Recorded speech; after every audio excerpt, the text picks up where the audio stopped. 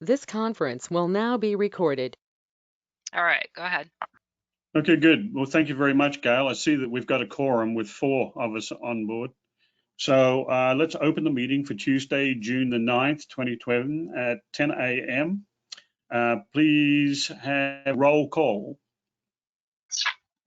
Okay, Robert Strickland, Here. Myrna Patrick, Here. Bruce Francis. Here. John Orr did email me this morning and said he had another commitment come up, so he will not be here today. Mike Magyar has resigned. Chris Farrar Present. and Nadia Gardner. Present. Thank you. Thank you very much. Next thing on is adopting the agenda. I'll take a motion and a second to adopt the agenda as presented. I move I to move adopt we the. adopt the agenda as presented. Been moved by Chris I second. and Nadia seconded. Any discussion? Hearing none. All those in favor? Aye. Aye. Any opposed? Hearing none, that's unanimous. Thank you. Business from the public. This is an opportunity for anyone to give a brief presentation around any land use planning issue or county concern that's not on the agenda. Gail, did you have anybody that wishes to participate? We did not receive any written comments. I don't know if there's anybody who's in attendance right now that would like to speak. I don't see anybody really besides us and staff. Okay, hearing none, we'll pass on to the minutes. The May the 12th, 2020 regular meeting minutes. I move that we adopt Yeah. the May 12th regular or minutes of the regular meeting of the Planning Commission as presented. I second Second. the motion. Okay, somebody has to decide who won there. I won. I know you made the motion, but who seconded? Nadia was there. Nadia and did. Nadia did? Okay. Yeah. Be moved. Moved by Robert and seconded by Nadia. No, I don't think I did. I didn't even talk in that one. That was It was Myrna. me. It was Myrna. It was Myrna. Must have been Myrna. Okay. Ah, Let's Believe it or not. Yeah. Sorry, Nadia. Sorry to accuse you of speaking when you didn't. We'll take Robert as having moved it and Myrna as having seconded it. So it's been moved to adopt the agenda of the May 12. no, the minutes. Minutes. Yeah, May 12 regular meeting minutes as presented. All those in favor? I Aye. Aye. Okay, and anybody opposed? Hearing none, that's unanimous. Thank you. So we'll go to the Code Consolidation and Modernization, Articles 1 and 6. Is Julia presenting that? I can certainly present that if I can get somebody to move the screen down a little bit to the memo. There we go. And there really isn't, I think, so much anything for me to present as to let you know this is a fairly exhaustive list of everything that we moved or that I moved in Articles 1 and 6. And it consolidated sections of code from other parts of the standards document. And basically, one of the things that I did originally with this was a strikeout version. And I want you to know that it was a very painful version. It was extremely difficult to read, and it took many, many hours, and I don't think I'm the only one who did it this way.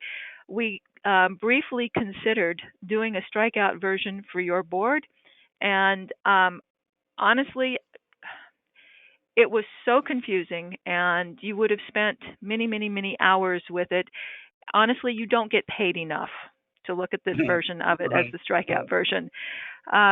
So we did provide you with, I think all of us, with exhaustive lists of what we moved, where it came from, and where it went. And so this is Article 1, and then you get to about line or item number 15, and it switches to Article 6. So I guess I'd be more interested in entertaining questions if you have any. But honestly, you know, it's if there are errors in it, and there probably are, they are well intended, and we can fix anything later as we run into it. Right.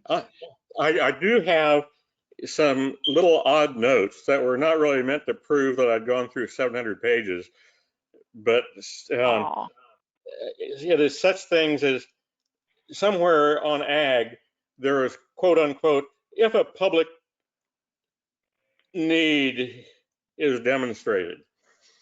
And I know that shows up a couple of places, and that seems, it is kind of a odd from another era. You know, I remember on British planning, you couldn't do some things unless you demonstrated that there was a need for it. And our good old American way was more, let the market decide whether or not it is needed. Go ahead and do it.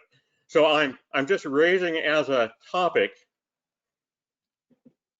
to think twice about, is it a superfluous statement to say if a public need is demonstrated? I think somewhere it even described how you would decide, you know, was it a significant public need? So I'm just adding that to Julia's list of crud to ponder. So as you do a search, you know, a search and replace, take a look for if a public need is demonstrated. Is that superfluous? Do we really want it in there? Period. Another one had to do with land transportation facilities. And it was basically prohibiting them across, perhaps it was wetlands. And I was simply, you know, thinking, well, gee, is it okay to have, it didn't seem like it was okay to have a equine path across a fen in an interdural area for horses to get from one knoll to another, because that was a land transportation facility that was, it kind of had a blanket prohibition. So I think as you come across, just for Julia to flag, land transportation facilities in pasture land, just pause and say, does that really prohibit putting a path for horses to get across a boggy spot? Because that's what it sounds. Along with that,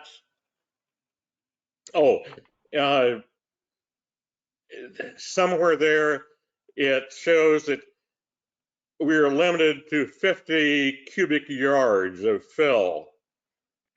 It doesn't say per year or forever. And usually those things wind up to being, gee, you can keep putting your 3 dump truck loads in, 3 or 4, every year. And it's just really not that clear. So I thought, again, Julia, for your third little item on your CRUD list, clarify where it says, yeah, it's okay to put in 50 cubic yards of fill. And I guess— Yeah, Robert, on that one, the 50 cubic yards, I think that's taken directly from Department of State Lands and the Corps of Engineers. And my understanding was that you're allowed to do that 50 cubic yards once a year. And then you would have to go to the next year before you did it again. I don't think so. I don't think so, actually. I think it's a problem with the state level as well as local level, but I think it's actually supposed to be, I mean, intended to be 50 cubic yards total, but people Yeah, but tend, total per year. no, I don't think so. Okay. Before we Flag it. state that as fact, we should Yeah, we let's- should ask DSL, I'd like to see clarification on that. because that's like, that's a lot of dump trucks of fill per year. That would allow complete filling of wetlands over a short period of time. So I think that was The only reason I bring that up is because for many years I did put 50 cubic yards in, and Nadia's well aware of this, on the bank of Ecola Creek. And we put up to 50, we had a permit from DSL to put 50 cubic yards of sand per year without the need for a permit. So yeah, I'm actually not aware of that. Luckily, I stay out of that whole deal. But Okay. but I didn't know that I had given that's the Breakers Point condo development on Ecola Creek. I wasn't aware that they gave you that. But in the past I feel like you have different interpretations at different times from different staff, just on the state level as well as the local level on those things. So Right. I'd like to look at that law before we Yeah. on the fact. Okay. Good one, Robert. Commissioners, Yes. I was just going to step in here just for a moment to remind you that we are not actually revising what's in the code right at the moment, only taking what's in the code right at the moment and moving it. Rearranging. We are rearranging what is there. After we Right. get the comprehensive plan pulled together and adopted, then we're going to break back into the code, and then we will be going through these things. Please do keep your notes. These minutiae are No, you helpful. keep the notes, Victoria. Absolutely, they are helpful. But this isn't the time or the place for you to change or be able to introduce new language into the code. We're not doing that today. All we're doing is moving and then recommending for adoption all of these different elements that we have taken out of the standards document and rearranged into the basically what we'll be referring to colloquially as the law duck, our new code. It is all the same stuff with all of its warts and all of its scars and all of its strange language. It's still going to, we're not changing the content at all. There's no substantive change. We're just putting it all together. So I appreciate all of the comments about the things that we need to keep an eye on. And I'm making a list of those things, and please add to them. I have lists from you in previous meetings as well. So, please continue to keep those. But today, we're not going to be adopting new language or new interpretation or anything like that. We're just moving it over. Right. Julia, while you're so kindly taking notes, I do want to add a couple more with your admonition that it doesn't matter. And that is the aquatic natural zone. That let's ponder that, because it has been very, very narrow, and I don't think we've really tried to inventory what sensibly might go in that. Is the lower Skipanon aquatic?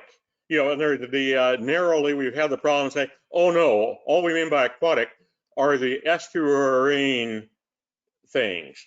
It doesn't matter if there is tidal influence or something. So to keep your notes short, I'd say let's do an inventory of what, with the plain meaning of aquatic, not the county's funny one that it just means ocean, along the ocean, are things like Slusher Lake appropriate to be aquatic natural? Would the lower Skipanon be appropriate to be aquatic natural? Would Carnahan Lake, aka Taylor Lake, be appropriate to be aquatic natural? Because they sure as hell are aquatic, even though the county meaning of aquatic doesn't kind of line up with anyone's else meaning of aquatic. And then lastly, besides that inventory, where all in the county, that is outside of incorporated areas, so maybe Lower Neocoxie doesn't even get considered. Let's do a bit of an inventory out on the Woluski, places where clearly there is tidal influence, and should this be aquatic natural? The last one, I guess I'll have to inject when I find it, but thank you for, one, just to Julia's list, what animals are ag and which ones are not ag? Like there's a strange, there are discussions about agricultural uses, and like a horse, I think, is not considered livestock, but a cow is. So this may be something where Bruce is going to get to escape because he'll be off in Texas where they don't care. But we have to think, is a horse agricultural even though it's not livestock in the sense of planning? Because some of these things where we're supposed to prove that there is adequate pasture for something or other without it causing harm to the water. In other words, yes, our comprehensive plan expects us to be very wary and of things that we never have to think about, like does a llama count? Does a cow count? Does a horse count? And it's not as simple. That's why no one wants to be one of us, because we have to ponder these things with utter seriousness, period. Somebody else's turn. Wait, I have a general question on this, and a comment. We need to establish some procedure we're going to use to go through this that is easy to follow along. Just picking out certain items in this 700-page document, and I noticed some little glitches here and there too, but to go through them one by one like this seems like it's just not going to work. And I'm wondering what the procedure could be. Can we write up a 2 or 3 sentence note on the specific item within the document that we spot an issue with, either a gross error or a point that needs to be clarified, and then come up with a document where all those comments are flagged so each of us can go through it before a meeting and give it consideration? Some of these little fix-it things are real obvious and I can make up my mind right on the spot, but others, like with regard to the one about the 50-yard dumping, is it annual or is it a one-time deal, and what areas does it include, and all those things? I'd like to have time on my own to look at that comment and then see what I can find out in order to make a more informed decision. And it's going to be impossible to do that just sitting here in front of a laptop.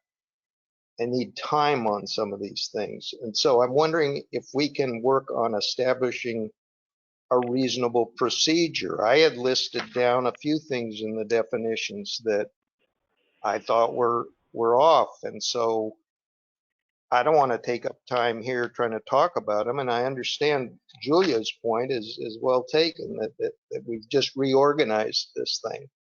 So at this point, we're not to the point of making changes, but at some point we will, and we should do that work before it goes to the Board of Commissioners to approve or not.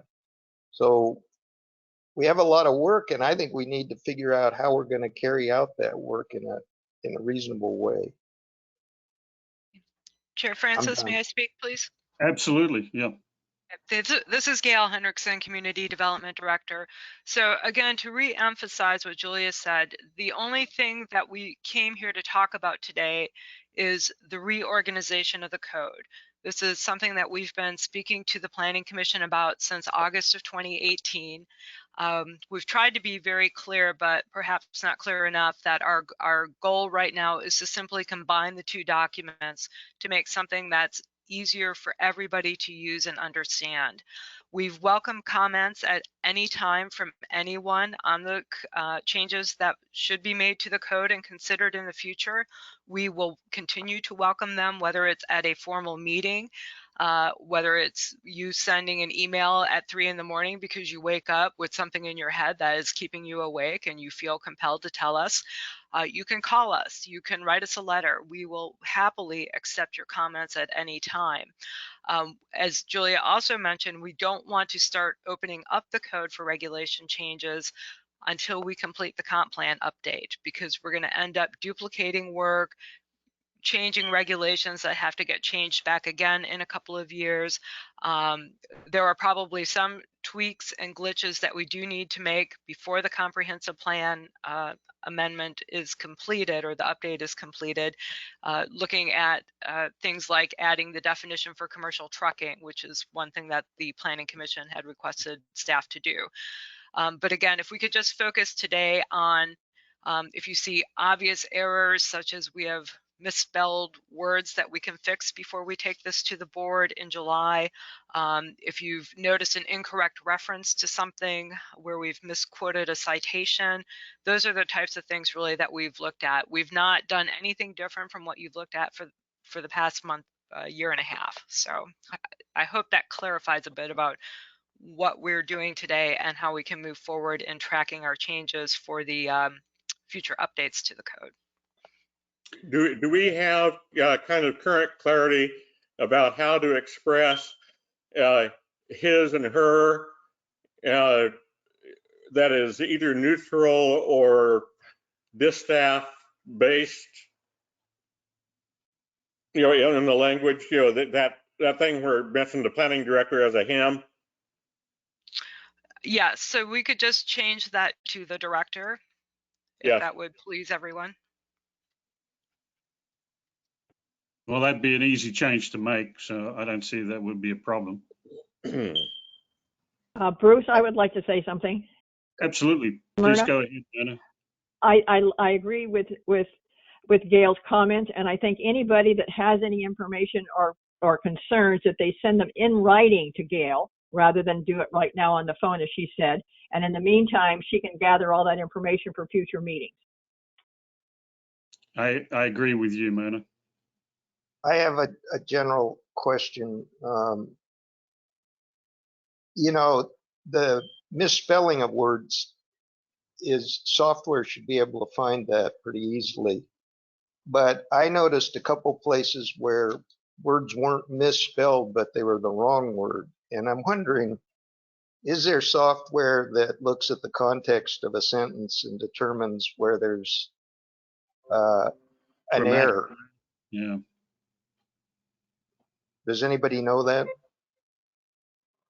I've never seen that. It's difficult, yeah, when you have like to like there and there, and it doesn't read the sentence unless it picks it up like a grammatical. Well, grammatical. This one that I saw is got the word lift with a T on the end instead of life. Right, which is a typo that it wouldn't recognize because they're both valid words, right? Yeah, but there must be software now that looks for context, because in the context it was obvious that the word didn't fit. They're probably, yeah. Hey, I have just a quick comment. Well, number one, I wasn't able, I haven't read the entire thing, letter by letter, I will admit. I'm trusting that staff didn't make substantive changes to this section, just as we've been watching for in previous sections. And have been clear about, I will say there's a bunch of spacing issues throughout the document. So I hope those will be fixed before they go. And I don't feel like it should be our job to find those. But I will say, I know it's tedious sometimes to sit around and listen to people's particular issues, but I think it's important that we hear it along the way, not just at a particular hearing. And I think it's important also that staff hear it and take notes on it, and that it be tracked over time, so that when we do actually get to, what projects we're going to take up in a year, or when we actually get to the ordinance updates, that some of the concerns are not just new at the time because they've been brought up. We've been thinking about them and discussing them over years. Then I feel like we'll be able to get to some solution more quickly. And so I think it's great that Robert brings things up and Chris and others bring things up in each meeting that won't necessarily go into the recommendation to the county commission at this time, but at least is on our minds, and we're thinking critically about this, especially when we don't have, heavy lifting in terms of applications on an agenda. I think we should have a little space for discussion like we do. But Nadia, I think that you said it exactly right. The discussion on these issues are not part of what we need to attend to today. We just need to approve the process of how it's been rearranged. But I think that you make a good point that we should all try and find as many mistakes or comments as possible and send them in an email, so that staff can consider that at a later date to make it an even better document. I personally, I'm like you, I did not read the 704 pages, but I did scan them. I looked at every page and went through it as quick as possible to see things. I like the color coding of the different sections. I like the tables that were laid out. I thought that summarized things pretty well. I like the definitions. And I had one comment to ask on, I noticed in a few spots, somewhere around, I saw page 236, 246, 250, 253, 258. I mean, it just kind of goes on, where section 4.3100 was highlighted. Can Julia tell us why those particular ones were highlighted? Yeah, Julia can't, but I can. Okay.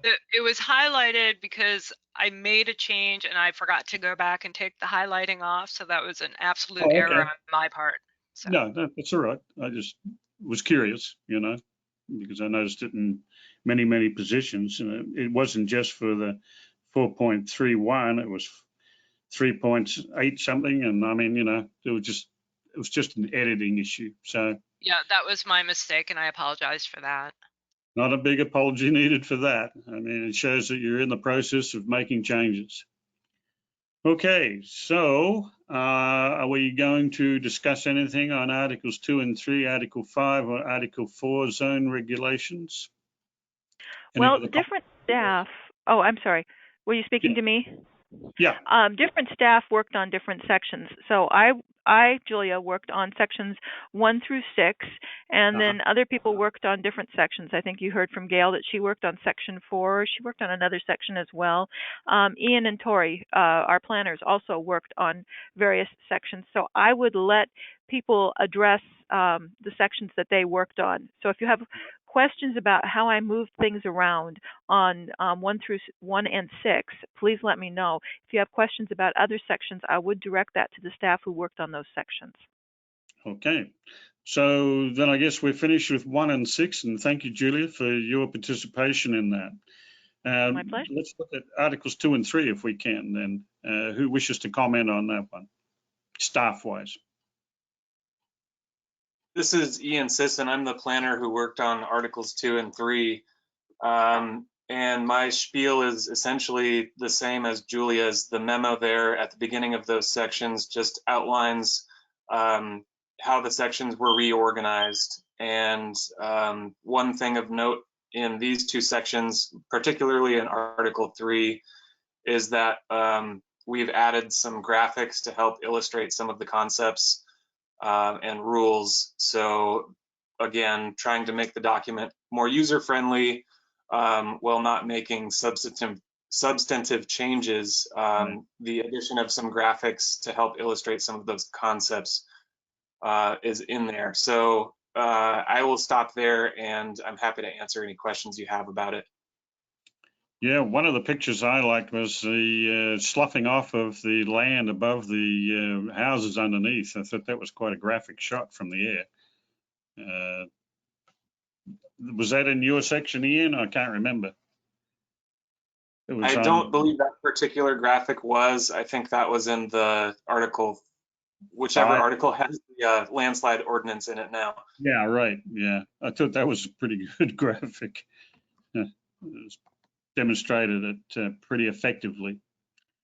Okay, does anybody have questions for Ian on section articles 2 and 3? Not hearing any. Let's move on to Article 5. Who would like to, from staff, address Article 5? Hi, this is Victoria Sage. I'm the planner for Clatsop County. So Article 5 was some of the special purpose districts that were in old Article 4 got their own section, and we added in some bits and pieces from the standards document that related directly to those special purpose districts, and put them all and reorganized everything and put them all in the same place. And Bruce, that landslide picture I put down in the geologic hazard section, and it was just, those are just suggested graphics. I didn't actually put in the same sorts of graphics that Ian worked on for the parking and whatnot. If we want to go back and put those in officially later, we can do that, but currently they were just sort of a suggestion. Yes, and I'm open to questions if you have any. Well, personally, I thought that what was presented was a good indicator. I personally don't see why they shouldn't be adopted. I don't know if anybody else has a problem with any of the pictures or graphics that were submitted. Personally, I thought it helped clarify, and I think whatever makes it easy to clarify and what makes it easier for staff to relate to an applicant on what is required and what is needed, I think graphics are a very good way of getting the public to understand what we're trying to get across in the code and all of the other pieces we've put together here. So I personally didn't have a problem, and I'm asking if anybody else on the commission had a problem with any of the graphics. I didn't. No. Okay. All right. Thank you very much. So let's go to Article 4 and the zone regulations. Gail, I guess you're on this one. That's correct. So with the zone changes in Article 4, we've grouped them together by the underlying land use type. So all of the zoning categories that are associated with development lands in the rural communities are grouped together. All of the natural zones are grouped together. And then we pulled the permitted and conditional uses and put them in a table alphabetically just to make it easier to find things. When we have, a lot of times customers will come in and they'll say, well, where can I do a dog kennel? And so being able to immediately go to a table and find it alphabetically without having to search through pages and pages and pages of code will help us, serve people better. Also, just standardizing the language across the different zones so that a house is called the same thing in all the different zoning districts, or a restaurant is called the same thing in all the different zoning districts. Also trying to update some of the terminology that we use. So going from eating and drinking establishment to restaurant, or from church to house of worship. Those were a lot of the changes that we've made. The changes to Article 4 were presented to you, I believe, over a 6-month period. going back. So you've seen these changes coming through for well over half a year now. Again, I'm just going to leave my presentation at that, and I'm happy to answer any questions. So does any commissioner have question of staff on Article 4 zone regulations? Anybody have questions? Okay, well, hearing none, Gail, do you wish us to make a recommendation through to the Clatsop Board of Commissioners on this to adopt this code consolidation and modernisation? That would be the exact motion that I would like, please. Okay, well, I've thrown it out there. Does anybody wish to make that motion? Sorry, I'm sorry, I stepped on somebody's toes there. Would like to have somebody make a motion to recommend to the Clatsop County Commissioners to adopt the code consolidation and modernisation as presented here. Can we make a clarification that it's not as presented, but with errors corrected? So if there are some typos like Chris have found, and also the spacing and highlighting and like the actual editing issues. Well, the thing is, that's going to come after we make a recommendation for it to go through to the commissioners, and staff can make those changes after we get this format. We're really just presenting a format. So if there's anything obvious, I agree with you. Gail, how would you like us to address that? Okay, so staff intends to clean up items that we know are incorrect. The adoption does not adopt a formatting in terms of a certain font size, spaces, italics versus bold. That is not the point of the adoption, and those things can be changed at any time. So I just want to be very clear that even if there's a spacing error at any time, I can go back and fix that. What we will do is we'll go back and find the errors that you've talked about today. What I'm concerned about is if you base your motion on us correcting all the errors and I inadvertently miss one, then I'm not conforming to your recommendation, and then the board theoretically has a reason to deny it or delay it. So exactly. So I think we got to take the step one, Nadia, and then do exactly what you were saying, clean it up, make the changes. Would you like to comment, Nadia? No, that's fine. I just wanted to make sure that that was still going to. It's not going to get overlooked. Yeah, staff is definitely aware of it, and I think we've all, said something on that. So it'll get changed. All right, is somebody going to make that motion, please? I would like to make the motion, but I'm not sure of the wording other than to say that we adopt it as presented today by the planning staff. Okay. So your motion is actually a recommendation to the Board of Commissioners. So you, as the Planning Commission, do not actually make the decision to adopt. You just recommend. I move that we recommend to the Board of recommend that the Board of Commissioners adopt this. Is that sufficient? I'll second. But So we've made a motion to recommend to the Board of Commissioners to adopt the code consolidation and modernisation as presented by staff. Is that sufficient? Nadia is nodding her head. I think that counts as a second. Okay. no, I think Myrna. It was Myrna's. Yep, Myrna made that. Yep, that's Myrna's.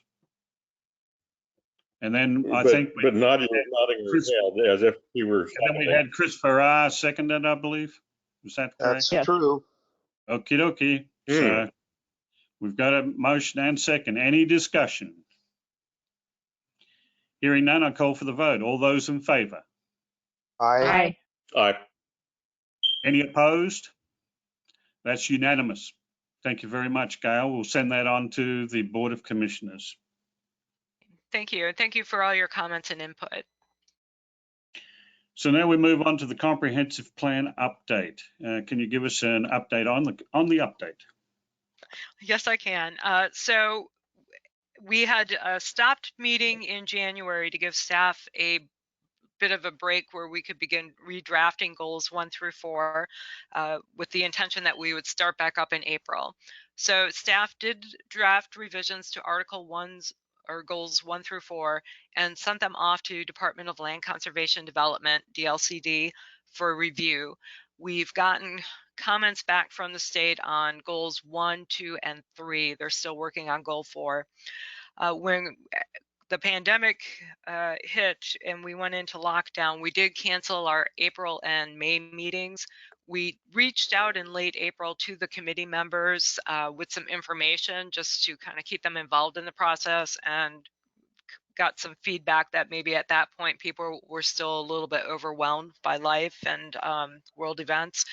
So we delayed again in May, but starting in June now we are kicking off with just a test meeting like we did with the Planning Commission last month, just to see where people are with their lives, how the technology works, look at an updated schedule. And we had our first one last night with the Northeast Citizen Advisory Committee, and that seemed to go pretty well. They seem pretty eager to get back into the process. We will be continuing everything electronically at this point, at least until there's a vaccine found. It actually is working out well in many ways. There's a lot of benefits to it because you know, it reduces our carbon footprint as a county. We're not driving vehicles out to different meeting sites, and people aren't driving around to come to a meeting site. We're looking to go pretty much paperless at this point. And so that will help reduce our footprint as well. And there are just a lot of different benefits right now. So our next meeting, we have the Southwest Coastal meeting tomorrow at 10 a.m. We've got the Clatsop Plains Committee at 2 p.m. on Thursday, June 11th. Next week, we've got the LC Jewell Seaside Rural meeting at 10 o'clock. The countywide meeting will be June 18th at 4 p.m. And then the Lewis and Clark Citizen Advisory Committee will be meeting on June 25th at 5:30 p.m. Okay, well, that's still quite an agenda that you're going to get through. Yes, it is. Yeah, all right. Okay, well, it's good that we get everybody into that. Any comments from the board on that? Gail, I'm wondering if, just given the current state of the world and everybody supposedly staying home, that are you guys making extra efforts to get the word out for participation of not just the committee members, but also the public? You know, I think it's really important that it's so great you guys have the website up and running and you have a Facebook page. I'm wondering if you're doing extra work to make sure that that our communities know about this opportunity to participate from home. Yes, so it's a good question, and it did come up again last night as well at our meeting. One thing that we had planned on doing as staff before the pandemic hit was to send a quarterly postcard out to everybody in the unincorporated areas with the upcoming meeting dates for all the different committees. With the test meetings right now, we're trying to reestablish a regular meeting date and time so that we can get that postcard out again. Last night, Northeast, they had 3 of their 5 members present, and so they did not establish a regular meeting date and time yet. They want to do a doodle poll so that everybody can participate from the committee. But that would be one way that we would get the word out on a broader scale, is to send those postcards out quarterly. And we did put money in the budget for that in the upcoming fiscal year. All right. Also, with the current state of racism in the United States and Black Lives Matter, I've just been thinking more about inclusivity in all of our work, and the importance to reach out to underserved communities. And in this county, you know, the largest non-European group are the Latinx community, and I'm wondering if we've made any efforts to reach out to include them both in this, but I was actually also thinking about in terms of our planning commission openings. It sure would be great to start seeing more people with Spanish language upbringings represented in our government. So I'm wondering if there's any extra efforts that are happening on the county level to be more inclusive. Okay, I cannot speak to what's going on with all the other departments and boards and commissions. I know that as a fault of mine, I did not specifically reach out to Lower Columbia Hispanic Society or other organizations to deliberately recruit from a particular community. So that was a failing on my part. You know, certainly we're happy to do that in the future and will do that. And if you have other suggestions, we would certainly welcome them. Thank you. Thank you. Any other questions of staff? Okay, then let's look on to the special projects update, dealing with the elk, I guess. The elk saga continues. We continue to meet twice a month with the different subcommittees, both land use and human behavior, and the steering committee. And we're still theoretically working to the adoption of a declaration of cooperation in September of this year. So. All right. Any questions of staff on this one? All right. Looking at the project status report, I see that we still don't have the Arch Cape show going. They got a 12-month extension. Nadia, have you heard anything on that one? Do you know? I think we should just never hold our breath. Yeah, you're probably right. But I was just surprised with all the effort that went into getting that through, that we haven't seen any progress yet. That I thought that one was going to be something that moved ahead fairly promptly. And then on today's daily story, and the Falcon Cove water moratorium is being allowed to expire.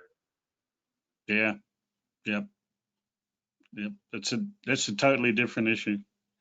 Then I saw at Westport, is that true that the livery stable is up for sale, that the property is up for sale? Did I hear that? That is true, yes. So I guess that one won't move forward either. Unless the new owner wants to do something on that. Okay, does anybody else have any comments on the project status report? Hearing none. Other business. Does anybody have some business that they wish to bring up? I have a few. Sorry, go ahead. No, go ahead, Nadia.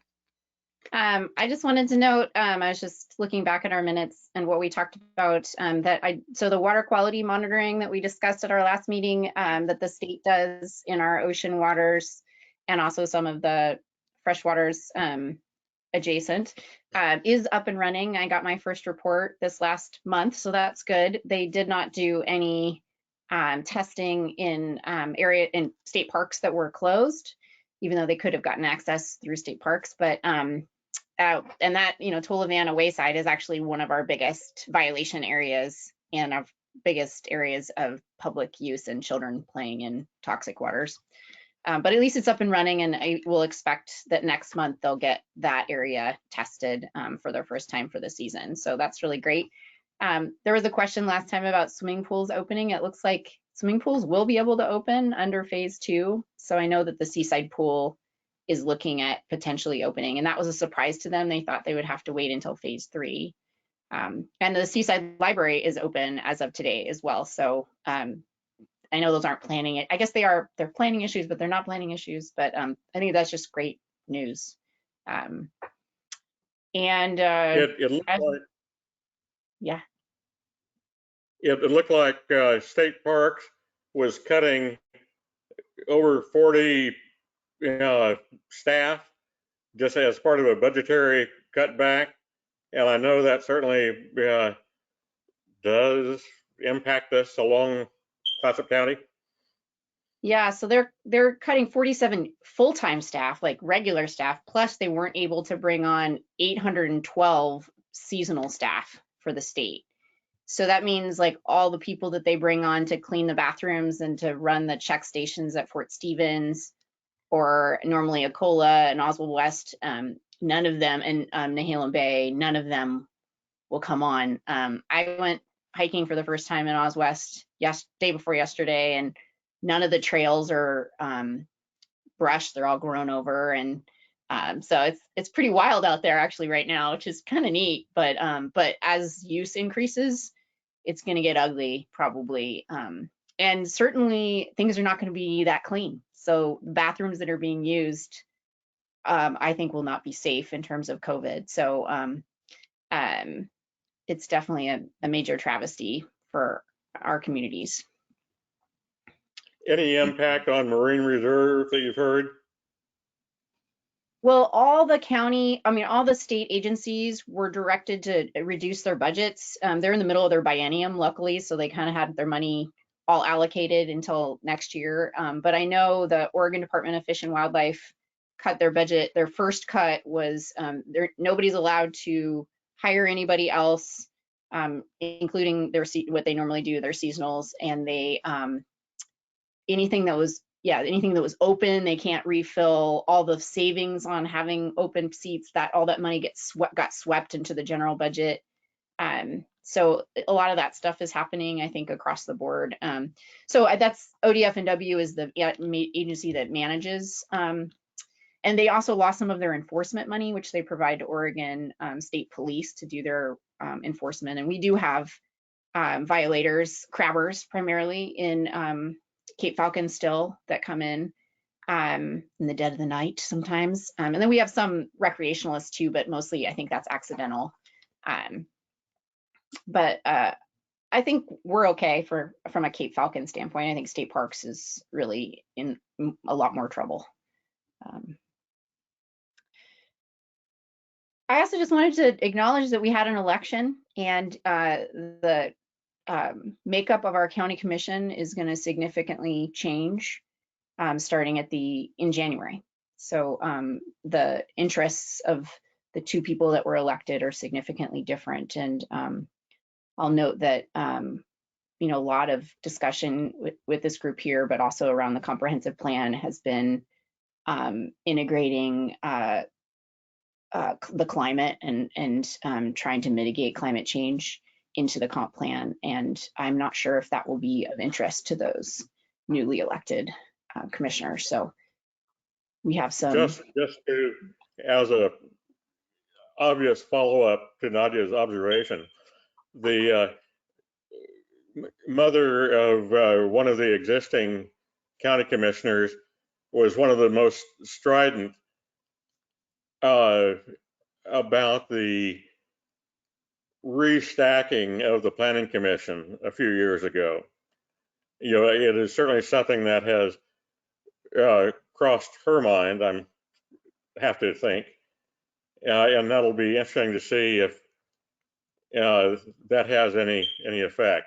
At one point, we had a Planning Commission that seemed to be consistently opposed to the concept of planning. And the solution was to start fresh, and just it'll be interesting to watch, period.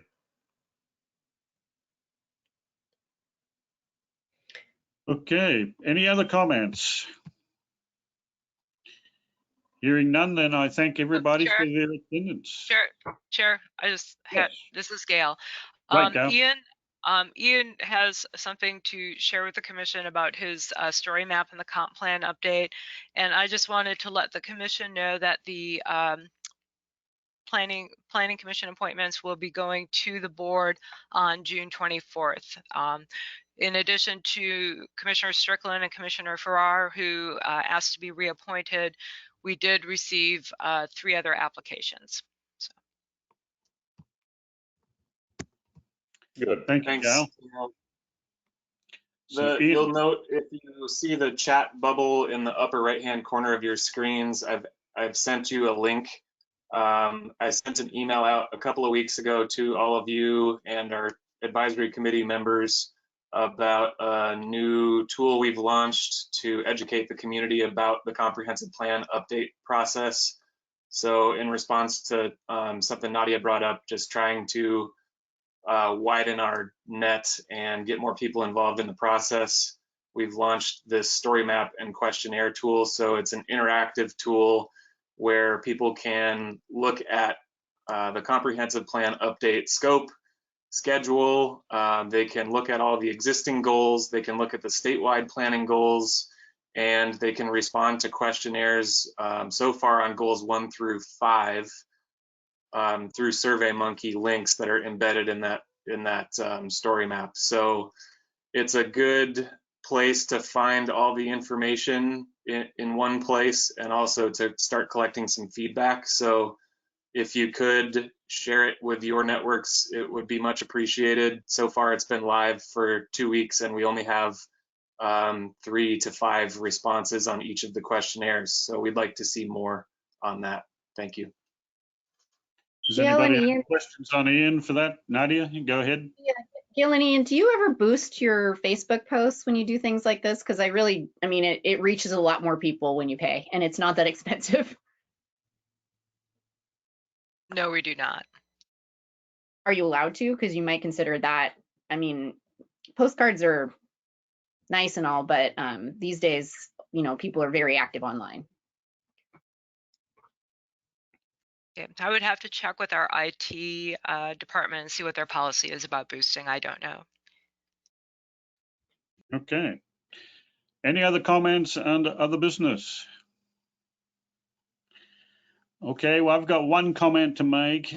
Seeing we've adopted the May 12th, 2020 regular meeting minutes as submitted, I will make a copy, Gail, and sign it and drop it off at the office tomorrow, because I'm going to be up in Astoria. So I can do it that way if that's appropriate. Okay, that'd be fine. Thank you, Bruce. Okie doke. Well, with no more business, I thank everybody for their attendance, and the meeting is adjourned. Thank you. Thank you, Bruce.